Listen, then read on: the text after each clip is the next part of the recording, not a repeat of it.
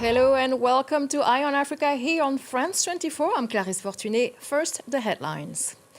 A country marked by widespread cycles of violence. A peace agreement was signed in South Sudan in 2020. But today, the UN denounces extrajudicial killings, ethnic violence and repression. After recent promises of jobs opportunities in Spain, thousands of Gambians rushed to apply, but many are now disillusioned after reports of nepotism and unclear wage expectations. King Mohammed VI urges Moroccans not to perform the Muslim rite of slaughtering sheep during Eid al-Adha this year. 7 years of drought have led to a sharp drop in the country's herd. And we start in South Sudan. 14 years after its independence, the country remains caught in a web of conflict, impunity, and human rights abuses with no functioning rule of law. That's one of the conclusions of a new UN report on the situation in the country. With me now is Yasmin Souka. She's joining us from the UN Commission on Human Rights in South Sudan, and she's also one of the co-authors of this report. Welcome. For joining us. This is a damning report denouncing widespread cycles of violence, corruption, repression happening all over the country, including in Warab State. So what's the situation there? Well, in Warab State particularly, the situation is devastating, actually. There's such a state of lawlessness, mainly because you have no real judicial system. You have one judge for 6 counties and you have one court. And so what state authorities have done is they have passed emergency legislation called the Green Book legislation. And if you commit a crime, whether you're stealing a loaf of bread or you're involved in, a very serious crime, what the authorities do is they arrest and detain you. They hand you over to a firing squad who shoot you in a public square, and there is no due process, no trial. And in fact, what you've seen is the appropriation of authority to these leaders who are really unaccountable to anybody. And of course, as the Green Book has been used to target particular ethnic groups, this is really beginning to be a cause of grave concern. This is apart from the fact that in Warab State, you have, I think, an increase in conflict-related sexual violence. You have young girls who have been raped, who have no recourse to any access to justice or medical support. And you have many young girls who are forcibly married off to much older men who can pay the dowry of cattle. And even when these girls are mistreated, they are unable to return to their families because nobody is going to give the cows back. And so women and girls have really been commodified in a transactional way in Warab, which is much the same as in the rest of the country. And just to remind our viewers, officially the country is governed by a coalition formed by leaders of former warring agreements, of former warring factions, Salva Kiir and Riek Machar. That was part of a peace agreement after 7 years of conflict. And yet your report also mentioned politically motivated conflicts, including in Western Equatoria. Yes, I mean, the parties to the agreement requested another extension to the revitalized agreement. This is the 4th one.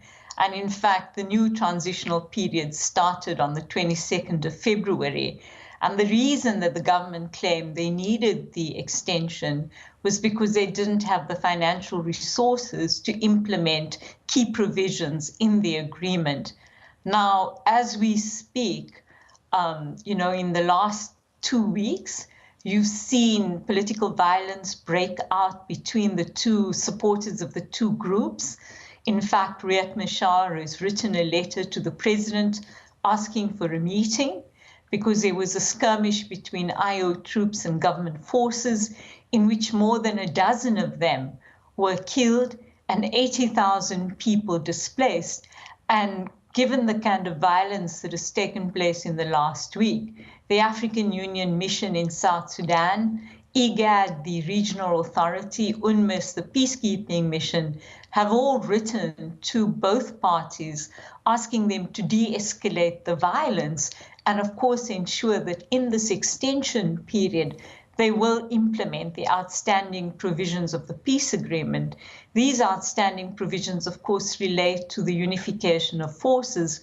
Right now, you have many different armed factions, and in fact, under different commanders. And it was one of the key provisions in the peace agreement that these forces should be unified so that you would have one army for South Sudan.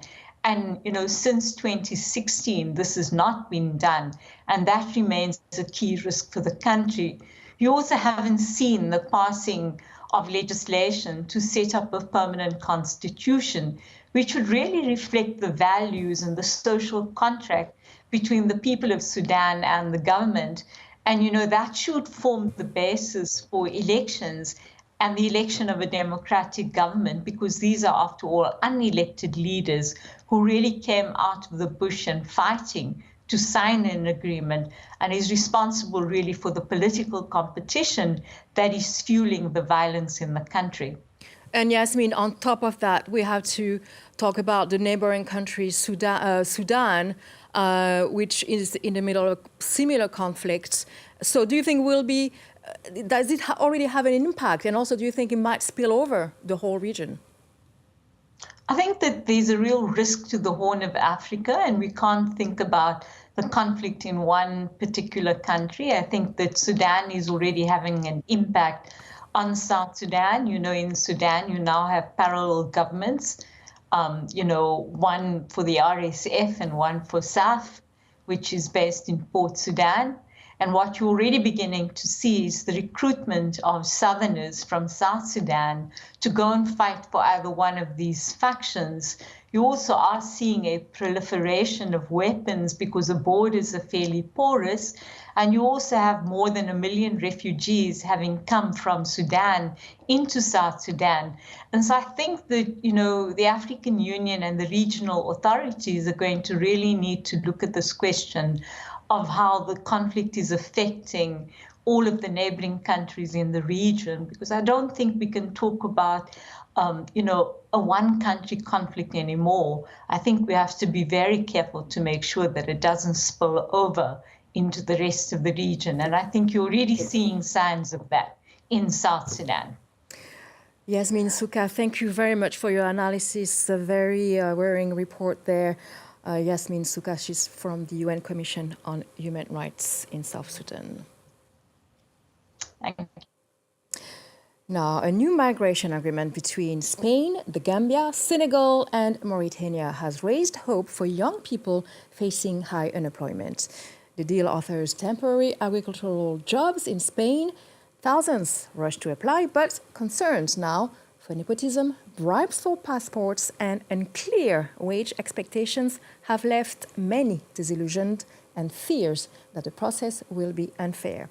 Our regional correspondent Caitlin Kelly, she spent the day in Banjul speaking to those hoping to head to Spain. Raising hopes for young Gambians, a new migration deal between Spain and the Gambia offers temporary agricultural work and a safer alternative to riskier migration routes. Here in the Gambia, over 10,000 people have applied for this new scheme and rushed to do so over the past few weeks. Some bribing their way to faster passports, others paying for character references, both elements necessary for the application. Confirming that the application was free of charge, the government officials I spoke to said that there are 350 places potentially up for grabs in this pilot phase of the new scheme. I am stressing to get a work, how to succeed my life. If I don't get this Spanish visa, I'm seeing whether I can take the way again to see to go back here, like either Tunisia or Libya or Morocco or Mauritania, because I cannot stay here now. I cannot stay here. Concerns over limited spots, as well as the seasonal nature of the work, have raised fears that the scheme will not reach those who need it most. Migration experts I spoke to said also this doesn't address the root causes of unemployment and underemployment here in the Gambia, particularly amongst the youth population. So we want to see the transparency aspect. How is our young people going to be treated when they at that field? And how are they going to select people? Having the first legal pathway is a pilot, but then the government need to go back to the drawing board again and see how best they can address the unemployment issues and underemployment issues in the Gambia. Officials say the process is expected to wrap up by the end of the month as thousands wait for a response. More and more people from countries like the Gambia are taking bigger risks via the Atlantic migration route to Europe, including to countries like Spain. Last year, 10,000 people died on that route. As the government here in the Gambia say that they're making more efforts to ensure they don't lose people in detention centres, at borders and at sea. King Mohammed of Morocco has called on the population to refrain from performing the rite of sacrifice during al-Adha this year. The country is in its 7th consecutive year of drought, which has led to a 38% fall in livestock numbers and a surge in the price of meat, adding to the burden on the poor. Laurent Bersecha explains. Larbi El-Ghazwani is looking after his sheep in this small farm in northern Morocco. Around 70 animals, which he hoped to sell in bulk ahead of the religious Eid al-Adha holiday in June. But following King Mohammed VI's recent announcement, the 55-year-old now expects to lose around half of his investment. I've been breeding these sheep for a long time, and now I won't be able to sell them. But it's not a problem for me. Even though I wasted time and money on these sheep, I respect the king's decision. Citing economic and environmental challenges, King Mohammed VI on Wednesday urged Moroccans to forego the traditional slaughter of sheep during the Eid al-Adha holiday. He said the ritual could be difficult for lower-income families who may be unable to afford to buy the animals amid a deepening economic crisis. Morocco is currently facing a record-breaking 7-year drought, causing livestock prices to skyrocket. A single sheep now costs around 500 euros, nearly double the country's minimum wage. A massive financial burden for many Moroccans who welcomed the king's announcement with a sigh of relief. It's good news for all Moroccans. Even if some people can afford to buy a sheep, it's not nice if their neighbours can't do the same. It's just not right. The King of Morocco is considered the commander of the faithful and has full authority on the country's religious matters. And this concludes our edition of Eye on Africa. Thank you for watching. Stay tuned for more news.